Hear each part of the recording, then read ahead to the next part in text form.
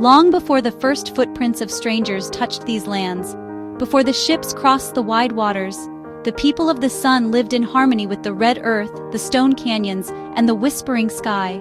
They were the Pueblo people, keepers of corn, of clay, of song. They carved their homes into cliffs and built villages of stone and adobe, rising like beehives from the desert floor. Here, life was a circle, each dawn, each season, each breath, woven tightly with the spirits of the world.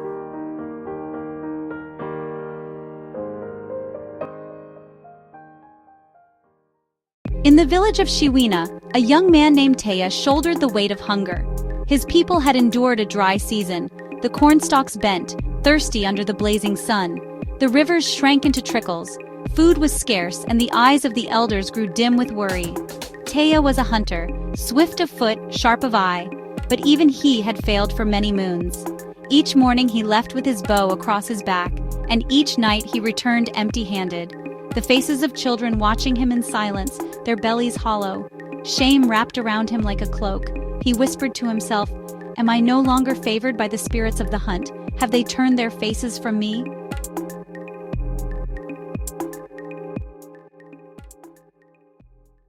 One dawn, when the stars still shimmered like scattered beads of turquoise, Taya climbed the mesa alone. He prayed to the horizon, painting his face with red clay. He offered cornmeal to the four directions. As he lowered his head, a shadow swept across the desert floor. A hawk, broad-winged, fierce-eyed, circled above him. The bird cried once, sharp as flint striking stone, and in that cry, Taya felt a stirring. The hawk's gaze pierced his chest, as though the creature saw not just his body, but the hunger in his spirit. "Spirit Hawk, if you are a messenger, guide my path." The bird turned, wings glinting in the rising sun, and flew north, toward the canyons where the sandstone walls glowed like fire. Taya followed. The desert tested him. Sharp yucca tore at his legs. The sun beat down like molten copper. Yet he walked, always with the hawk soaring ahead. Along the way he remembered the teachings of the elders. That which walks upon the earth is your brother. That which flies in the sky is your teacher. That which grows from the soil is your sustenance. Forget this and you will be forgotten. He walked with these words echoing inside him, until at last he reached a hidden canyon where springs bubbled between cool stones. There the hawk perched upon a high rock, watching. And in the shadow of the cliffs, a herd of deer grazed silently, their coats glimmering like polished wood, their ears twitching at unseen whispers.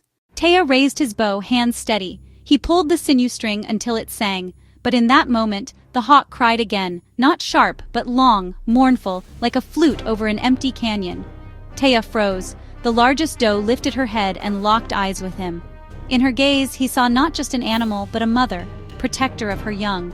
His heart wavered. He remembered the balance. Take only what is given, never more. So he lowered his bow. "Forgive me. I ask only for what my people need, not for pride." The hawk spread its wings and one feather drifted down, glowing in the light. It landed at Taya's feet. He bent to pick it up, and when he rose again, a young stag had stepped forward from the herd, alone, unafraid. The animal bowed its head, as if offering itself. Taya's arrow flew true. The stag fell swiftly without suffering. Taya returned to Shiwina with the stag upon his shoulders, the hawk feather tucked in his hair. The people rejoiced. Children danced. Women sang as they prepared the meat. The elders raised their hands in blessing. That night, the fire crackled high, and smoke carried prayers into the star-filled sky. Taya told the story of the hawk's guidance, of the moment he chose mercy over greed, and how the spirit world answered with abundance. The elders nodded. "This is the old truth," they said. "The spirits do not speak with words, but with signs. The hawk was not a bird alone, but a messenger. You listened, and because of that, our people will endure." From that day on, the spirit hawk became sacred to Shiwina. Feathers were worn only by those who carried the weight of the people's survival.